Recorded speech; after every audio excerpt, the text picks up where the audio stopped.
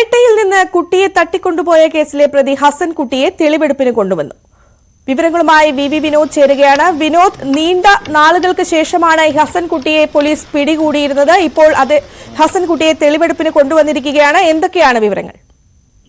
കുട്ടിയെ തട്ടിക്കൊണ്ടുപോയ സ്ഥലത്തും ഇപ്പോൾ ഉപേക്ഷിച്ച സ്ഥലത്തും റെയിൽവേ ട്രാക്കിന് അടുത്ത് തന്നെയാണ് ഇവരെ തട്ടിയെടുത്തതിന് ഏതാണ്ട് 500 മീറ്റർ അകലെയാണ് കുഞ്ഞിനെ ഉപേക്ഷിച്ചത്. ഈ സ്ഥലത്താണ് ഇപ്പോൾ തെളിവെടുപ്പ് നടക്കുന്നത്. അതിന്റെ ദൃശ്യങ്ങളാണ് നമ്മളിപ്പോൾ പ്രേക്ഷകരിൽ എത്തിക്കുന്നത്. 2 വയസ്സുകാരിയെ തട്ടിക്കൊണ്ടുവന്ന് ഇവിടെ ഉപേക്ഷിക്കുകയായിരുന്നു എന്നാണ് പോലീസിന് പ്രതി മൊഴി നൽകിയിട്ടുള്ളത്. ഏതാണ്ട് 500 മീറ്റർ അകലെയാണ്. 500 മീറ്റർ അകലെയാണ് ഈ കുട്ടിയുടെ കുടുംബം ടെന്റ് അടിച്ച് താമസിക്കുന്നത്. 7 ദിവസത്തേക്ക് പോലീസ് അതിന് കസ്റ്റഡിയിൽ ലഭിച്ചിരുന്നു.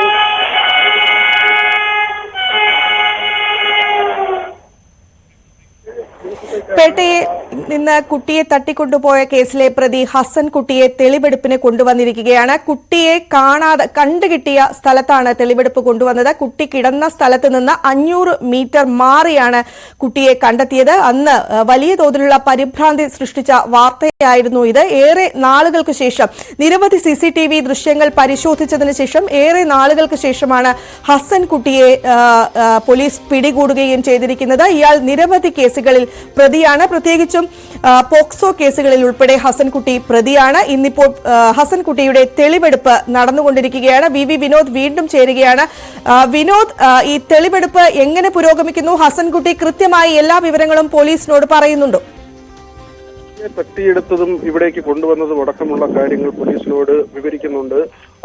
7 ദിവസത്തേക്കാണ് കസ്റ്റഡിയിൽ ലഭിച്ചിട്ടുള്ളത്. ഇയാൾ കുട്ടിയെ ഇവിടെ ഉപേക്ഷിച്ച ശേഷം രാത്രി തന്നെ ഇവിടെ നിന്ന് തിരുവനന്തപുരം നഗരത്തിലേക്ക് പോകാനുള്ള ശ്രമം നടത്തിയിരുന്നു. ഇവിടെ നിന്ന് നടന്ന് കരിക്കകം ഭാഗമാണ്. കരിക്കകം ഭാഗത്ത് നിന്ന് നടന്ന് വെൺപാലവട്ടത്തേക്ക് പോവുകയും അവിടെ നിന്ന് അയാൾ നഗരത്തിലേക്ക് പോവുകയുമായിരുന്നു. ആലുവയിലേക്ക് പിന്നീട് യാത്ര ചെയ്തു പോയി. ആലുവയിലായിരുന്നു. ആലുവയിലെത്തി തെളിവെടുപ്പ് അത് അടുത്ത ദിവസങ്ങളിൽ നടത്താനാണ് പോലീസ് ആലോചിക്കുന്നത്. ആലുവയിൽ ഇയാളുടെ വസ്ത്രങ്ങൾ അവിടെ ഇയാൾ ഉപേക്ഷിച്ചു. അത് കണ്ടെത്തേണ്ടതുണ്ട്. അതിനുവേണ്ടിയുള്ള തെളിവെടുപ്പ് നടപടികൾ ഉണ്ടാകും. അടുത്ത ദിവസമായിരിക്കും ആലുവയിലേക്ക് പ്രതിയെ കൊണ്ടുപോകുക. നിരവധി കേസുകളിൽ പ്രതിയാണ്. പോക്സോ കേസിൽ ഉൾപ്പെടെ നേരത്തെ ഉൾപ്പെട്ടിട്ടുണ്ട്. മറ്റ് കേസുകളിലും ഉൾപ്പെട്ടിരുന്നു. ഇവിടെ തെളിവെടുപ്പിന് കൊണ്ടുവന്നപ്പോൾ നാട്ടുകാരുടെ വലിയ രോഷമാണ് ഉണ്ടായത്. പ്രതിക്ക് നേരെ വലിയ രോഷപ്രകടനമുണ്ടായി. ഇവിടെ കുട്ടിയെ ഉപേക്ഷിച്ച് പിന്നീട് പോയ വഴി അത് പോലീസിന് ഇപ്പോൾ കാട്ടിക്കൊടുക്കുകയാണ്. നേരത്തെ കുട്ടിയെ തട്ടിയെടുത്ത സ്ഥലത്ത് ഉൾപ്പെടെ എത്തിയിരുന്നു. ഈ കുട്ടിയും കുടുംബവും ടെന്റടിച്ച് താമസിച്ച ഓൾസെൻസിനടുത്ത് തെളിവെടുപ്പ് നടത്തി. നേരത്തെ പേട്ട റെയിൽവേ സ്റ്റേഷനിൽ ആദ്യം പ്രതി വന്നിറങ്ങിയത് പേട്ടയിലാണ്. പേട്ട റെയിൽവേ സ്റ്റേഷനിലാണ്. അവിടെ തെളിവെടുപ്പ് പൂർത്തിയാക്കിയിരുന്നു. തുടർന്ന് ഇവിടേക്ക് നടന്നു വന്ന വഴി ഏതാണെന്ന് പ്രതി പോലീസിനോട് വിവരിച്ചു. ഇപ്പോൾ നമ്മൾ ദൃശ്യങ്ങളിൽ കാണുന്നത് കുട്ടിയെ ഉപേക്ഷിച്ച ശേഷം തിരികെ വീണ്ടും ഇവിടുന്ന് കടന്നു കളഞ്ഞ ആ വഴിയാണ് കാണിച്ചു കൊടുക്കുന്നത്. ഇത് വെൺപാലവട്ടം ഭാഗത്തേക്കാണ് പോയത്. അവിടെ ഒരു തട്ടുകടയിൽ രാത്രി കിടന്നുറങ്ങുകയും പുലർച്ചെ അവിടെ നിന്ന് വീണ്ടും നഗരത്തിലേക്ക് പോവുകയും അവിടെ നിന്ന് ആലുവയിലേക്ക് പോവുകയുമായിരുന്നു. ഇനി ആലുവയിലെത്തി തെളിവെടുപ്പ് നടത്തേണ്ടതുണ്ട്. അതിനുള്ള നടപടികൾ നാളെ പോലീസ് സ്വീകരിക്കും.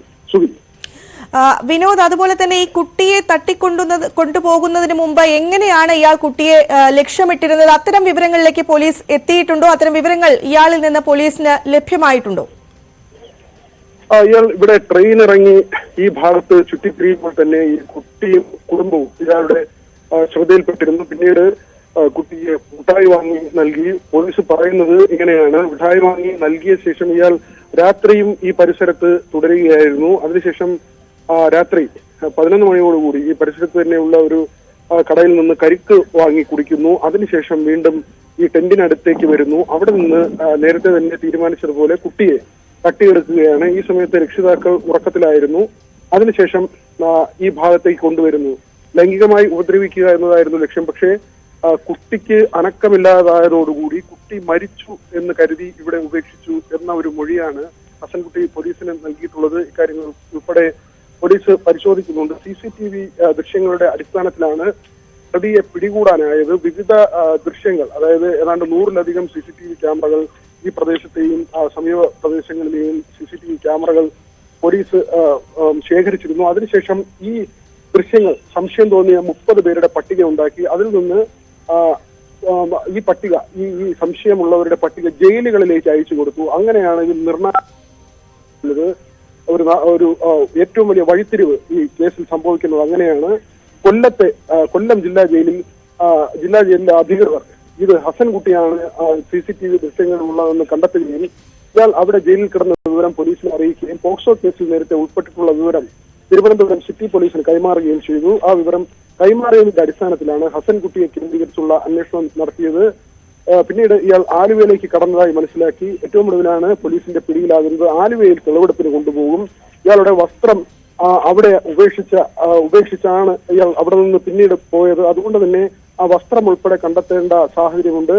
ഇതിനുവേണ്ടിയുള്ള നടപടികൾ അടുത്ത ദിവസം സ്വീകരിക്കുമെന്നാണ് പോലീസ് അറിയിച്ചിട്ടുള്ളത്. സുധി, വിനോദ്, അതുപോലെ തന്നെ ഈ കുട്ടിയെ കണ്ടെത്തുന്ന സമയത്ത് കുട്ടി ഉറക്കത്തിലായിരുന്നു. ഒപ്പം ഈ കുട്ടിക്ക് മയക്കുമരുന്ന് നൽകിയോ എന്നൊരു സംശയവും പോലീസിനുണ്ട്. ഒപ്പം ഈ പ്രതി ഹസൻകുട്ടി മദ്യം, മയക്കുമരുന്ന് എന്നിവ ഉപയോഗിക്കുന്നയാളാണോ? അങ്ങനെ എന്തെങ്കിലും തരത്തിലുള്ള വിവരങ്ങൾ ലഭ്യമായിട്ടുണ്ടോ?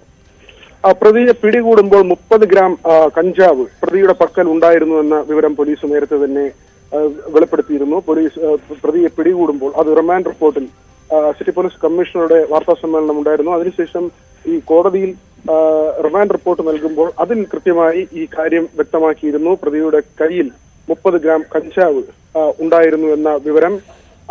ആ നിലയ്ക്ക് പ്രതി നേരത്തെ തന്നെ ഈ മയക്കുമരുന്നും അല്ലെങ്കിൽ ലഹരി വസ്തുക്കളും ഉപയോഗിക്കുന്ന ആളാണ്. കുട്ടിക്ക് അത് നൽകിയിട്ടുണ്ടോ എന്നത് വ്യക്തതയില്ല.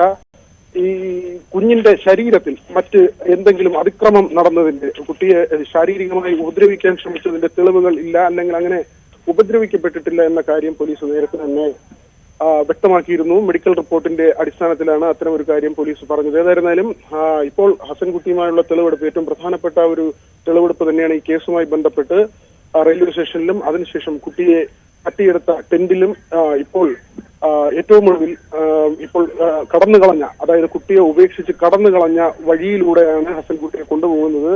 ഇവിടെ നിന്ന് വെൺപാലവട്ടം ഭാഗത്തേക്ക് പോയി എന്ന കാര്യം പറയുന്നു. ഇവിടെ സമീപത്ത് തന്നെയാണ് ഈ കുട്ടിയുടെ കുടുംബം. അവർ കുളിക്കുന്നതിനും തുണി അലക്കുന്നതിനുമൊക്കെയും വരുന്ന ഒരു ചെറിയ കുളമുണ്ട്. ഈ കുളത്തിനടുത്ത ഓടയിലാണ് കുട്ടിയെ ഉപേക്ഷിച്ചത്. അതുകൊണ്ട് തന്നെ സ്ഥിരമായി വന്നു പോകുന്നത് കൊണ്ട് കുട്ടിക്ക് ഒരു പക്ഷേ അറിയാം അങ്ങനെ കുട്ടി സ്വന്തം നിലയ്ക്ക് വന്നതായിരിക്കും എന്നുള്ള അഭ്യൂഹവും സംശയങ്ങളും ഒക്കെ ആദ്യം ഉണ്ടായിരുന്നെങ്കിലും ഏതാണ്ട് 500 മീറ്ററോളം ദൂരം 2 വയസ്സ് മാത്രമുള്ള ഒരു കുഞ്ഞ് ഈ റെയിൽവേ ട്രാക്കിലെ കരിങ്കൽ കഷ്ണങ്ങളുണ്ട്.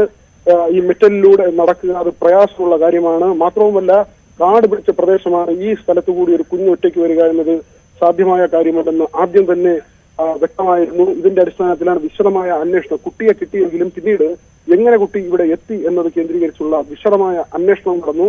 ആ അന്വേഷണത്തിലാണ് ഹസൻകുട്ടിയിലേക്ക് കാര്യങ്ങൾ എത്തുന്നത്. നേരത്തെ സൂചിപ്പിച്ചതുപോലെ 30 പേരുടെ പട്ടിക തയ്യാറാക്കുന്നു. അതിനുശേഷം ഈ CCTV ദൃശ്യങ്ങൾ, അത് തന്നെയാണ് പോലീസിന്റെ ഭാഗത്തുനിന്നുണ്ടായ ഏറ്റവും സുപ്രധാനമായ നീക്കം.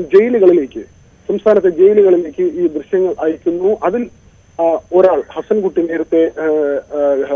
ഈ ജയിൽ അധികൃതർ തിരിച്ചറിയുകയാണ്. നേരത്തെ ജയിലിൽ ഉണ്ടായിരുന്ന ആളാണെന്ന് കണ്ടെത്തുകയും ആ വിവരം പോലീസിനെ അറിയിക്കുകയും ചെയ്തു. അതിന്റെ അടിസ്ഥാനത്തിൽ പേട്ടയിൽ 2 വയസ്സുകാരിയെ തട്ടിക്കൊണ്ടുപോയ കേസിലെ പ്രതി ഹസൻകുട്ടിയുടെ തെളിവെടുപ്പ് പുരോഗമിച്ചുകൊണ്ടിരിക്കുകയാണ്. 3 ഇടങ്ങളിലാണ് ഇന്ന് തെളിവെടുപ്പ് നടന്നത്. ഒന്ന് റെയിൽവേ സ്റ്റേഷൻ, മറ്റൊന്ന് കുട്ടിയും കുട്ടിയുടെ മാതാപിതാക്കളും താമസിക്കുന്ന ടെന്റ്, മറ്റൊന്ന് കുട്ടിയെ കണ്ടെത്തിയ സ്ഥലം. ഇവിടങ്ങളിലാണ് തെളിവെടുപ്പ് നടക്കുന്നത്. നാളെ ഈ ഹസൻകുട്ടിയെ ആലുവയിലെത്തിച്ച് തെളിവെടുപ്പ് നടത്തും.